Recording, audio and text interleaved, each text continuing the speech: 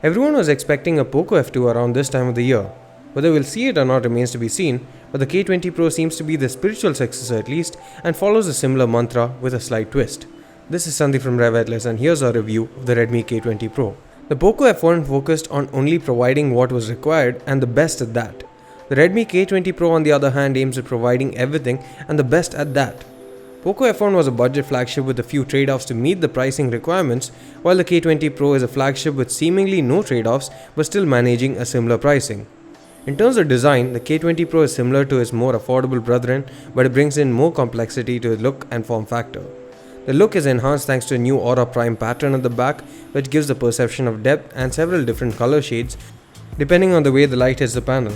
My favorite is the blue color, which also has a similar pattern to the red variant, and the red variant has a slight pinkish hue as it isn't a deep red, and you also have a more subtle black variant which has a Kevlar pattern underneath the back panel. The red variant has a matching red power button, but on the other two variants the power button gives better contrast as it's still in red. The overall form factor is quite compact despite the large screen, and it weighs in at 191 grams, which is quite fine, especially thanks to good weight distribution. It would have been even lighter, but the pop-up selfie camera unit itself weighs in at 13 grams roughly. There's Corning Gorilla Glass 5 at the front and the back panel has 3D curve, while the display has 2.5D curved edges. It isn't waterproof, but there's P2I coating which will help you against accidental spills of water. There's a case bundle which is similar to a Maymix case, or you can also get different soft touch cases in blue, black or red. The display is a 6.39-inch 19.5:9 Full HD Plus AMOLED unit with 91% screen to body ratio. Looking at the display, you may think that the figure is incorrect compared to some of the other phones with larger bezels and yet quoting higher numbers. That's because the number is more conservative figure. Rather than calculating the edges based on pure surface area of the glass, they're calculating based on the edge to edge, where the visible portion of the phone's body is also taken into consideration, which seems the right way to go about it. The proximity sensor and light sensors are hidden underneath the display itself, just below the earpiece area. The bottom bezel is bigger than the rest of the three sides, and there is no screen bleeding issue to worry about as it's an AMOLED panel, and you'll be happy to know that the phone also doesn't have any touch issues. The display which Xiaomi is calling Horizon display is bright and with good contrast. It performs well indoors and even outdoors under direct sunlight, but the main highlight is the uninterrupted display free of any notches or cutouts. This is due to the elevating front-facing camera which is mechanized.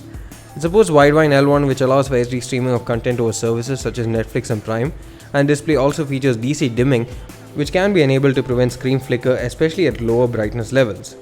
At the back is a triple camera setup, and you think that the standalone unit is the primary camera, but that's actually the 2x telephoto camera with 8 megapixels of resolution and f2.4 aperture, while the bottom camera is a 13 megapixel f2.2 ultra wide angle camera with f2.4 aperture and 124.8 degree field of view. The primary camera is a 14 megapixel Sony IMX586 sensor with half-inch sensor size and f1.75 aperture.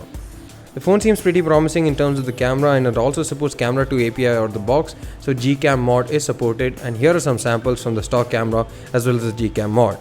You can also follow our camera review for the full in-depth analysis.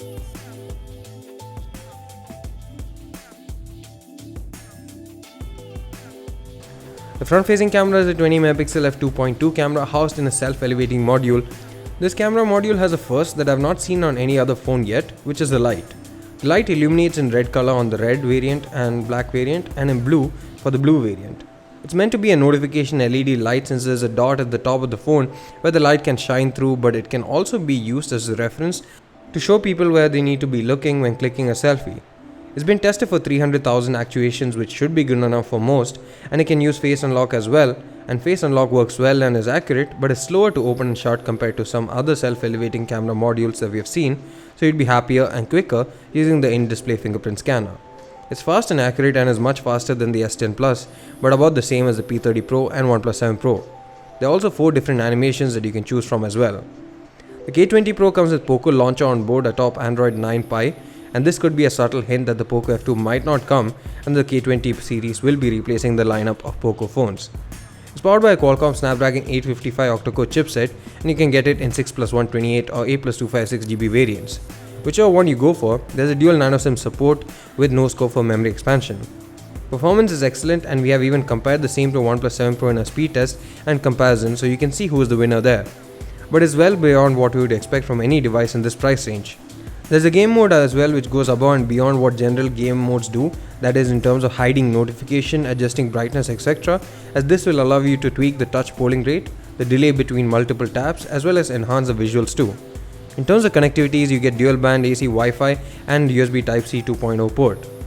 The speaker setup is mono but is really loud and would have been great to have a stereo setup, but at least is loud enough. There's an audio jack with excellent quality that provides good dynamic range and volume output as well.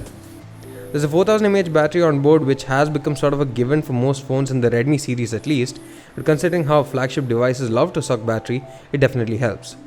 I got over 7 hours of screen on time every day with dual SIMs, and earlier I used to carry single SIM on each phone, but thanks to Vodafone's ever so problematic network, I carry 2 SIMs in phones now, and I used to consider any phone with 8 plus hours of screen on time to be excellent. So with 2 SIMs, I think 7 hours is pretty good. The phone charges over USB Type-C and can complete a full charge in 1 hour 20 minutes with the 27 watt QC 4.0 full charge speed. Please do note that Xiaomi will be providing an 18 watt charger in the box, but you can use a faster charger to enjoy better charging speeds, and Xiaomi themselves are launching their own 27 watt charger very soon as well, so you no longer need to search for third party models to provide the same. Every once in a while, a smartphone comes about and disrupts the market by providing a combination of features that's extremely desirable at a price point which makes it even more desirable. The Redmi K20 Pro is that phone. It has a lot of positives and very few negatives, and if that can be ignored, it makes it the de facto best phone in the market in terms of value for money and performance. There's one question to be answered primarily in terms of how it performs compared to the OnePlus 7 Pro. Do check out our other videos for that answer. Thanks for watching this video. Please do subscribe to our channel if you liked it. See you again in the next one.